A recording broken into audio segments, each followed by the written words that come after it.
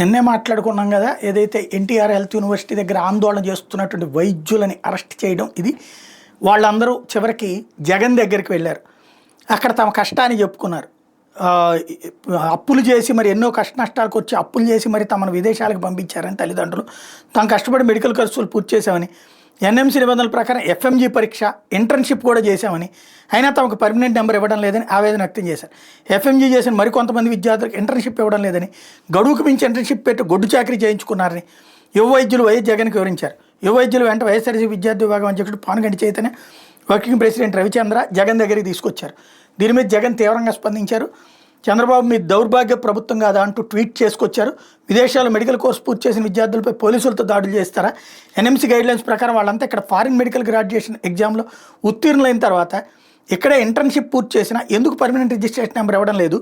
ఇది కేవలం ఒక ఫార్మాలిటీ అయినా ఇది ఇవ్వకుండా ఎందుకు వేధిస్తున్నారు? ఇదేనా మీ పరిపాలన? మీరు చేస్తున్న తప్పులు ఎత్తి చూపితే వాళ్ళ మీద పోలీసులతో దాడులు చేస్తారా? ఏడాది కాలంగా వాళ్ళపై వివక్ష చూపుతూ ఇంటర్న్షిప్ పేరుతో దీర్ఘకాలం వెట్టి చాకరీ చేయించుకుంటూ ప్రైవేట్ మెడికల్ కాలేజీకి లాభం చేకూర్చే ఉద్దేశపూర్వకంగా వీళ్ళకి పర్మనెంట్ రిజిస్ట్రేషన్ నెంబర్ ఇవ్వకపోవడం వాస్తవం కాదా? తమ పిల్లలను డాక్టర్లుగా చూడాలని తల్లిదండ్రులు అప్పులు చేసి ఆస్తులమ్మి తమ పిల్లలను విదేశాలకు పంపిస్తే ఆ పిల్లలు కష్టపడి చదువుకుని కోర్సులు పూర్తి చేశారు. అట్లాంటి వాళ్ళను అంటరాని వారిగా చూస్తూ వాళ్ళ కెరీర్ని నాశనం చేయడం ఎంతవరకు సమంజసం అంటూ వాళ్ళని నిరుత్సాహపరచాలన్నది మీ ప్లాన్లో భాగం కాదా? డాక్టర్లు కావాలనుకుంటే పిల్లలు విదేశాలకు వెళ్ళి చదువుకునే ఇబ్బందులు లేకుండా ఇక్కడే మన రాష్ట్రంలోని ప్రభుత్వ రంగంలో 17 కాలేజీలు వాటి ద్వారా 2550 సీట్లను తీసుకొచ్చేలా మా ప్రభుత్వం పనులు చేసి అందులో 5 కాలేజీలను ప్రారంభించింది. మిగిలిన కాలేజీలను కూడా పూర్తి చేసే స్థాయికి తీసుకెళ్తే చంద్రబాబు గారు మీరు వచ్చిన తర్వాత వాటిని పూర్తిగా అడ్డుకున్నారు.